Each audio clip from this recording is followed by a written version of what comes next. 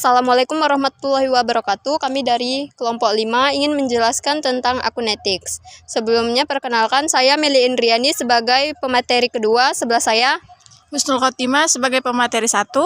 Saya Novitriani sebagai pemateri 3. Saya Apriliani Kinasti sebagai pemateri keempat. Saya Siti Intan Wahyuni sebagai pemateri kelima. Berikut penjelasannya ada di video, jangan lupa ditonton ya. Sesuai judulnya tadi, kita akan membahas tentang Akunetik. Apa sih Akunetik itu? Akunetik adalah alat otomatis yang tugasnya nyari celah keamanan di website atau aplikasi web. Dia bakal ngecek apakah sistem kamu luang yang bisa dimanfaatkan oleh hacker. Kayak SQL, Intelligent, XSI, LFI, RFI, atau SCRF. Semuanya termasuk dalam daftar masalah keamanan paling umum, versi OWASP, top 10.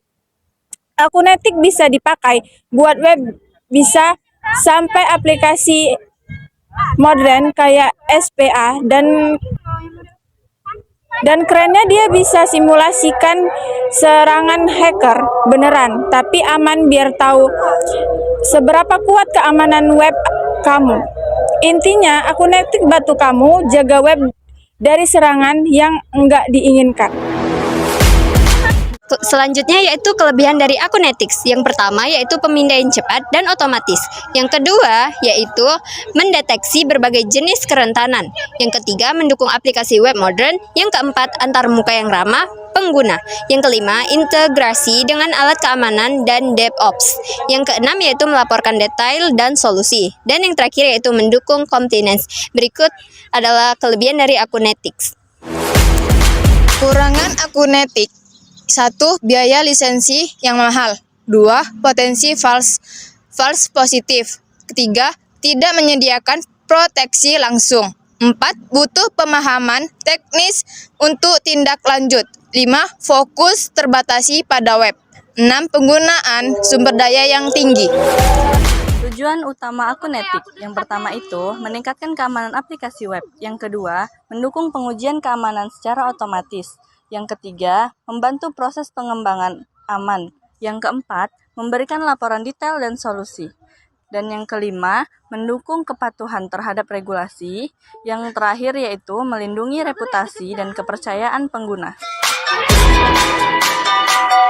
Assalamualaikum warahmatullahi wabarakatuh. Saya Siti Intan Wahyuni.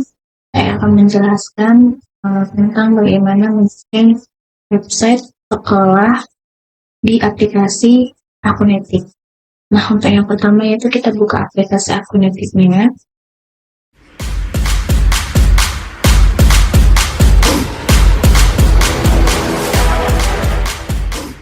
Tunggu saja.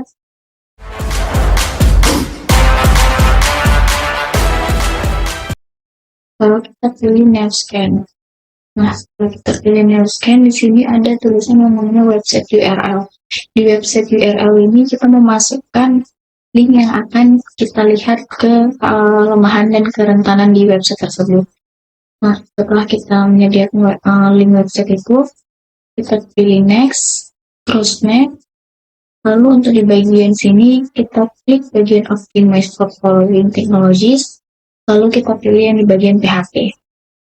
Lalu kita pilih next, dan kita tunggu. Nah, selanjutnya kita pilih finish. Dan di sini data-data dari website itu akan masuk ke dalam akun Akunetik. Sebelum kita melanjutkan ke langkah berikutnya, kita akan menunggu prosesnya sampai selesai. Nah, dikarenakan prosesnya cukup lama dan memakan waktu, jadi video ini akan saya cut terlebih dahulu dan akan saya lanjutkan lagi ketika prosesnya sudah selesai.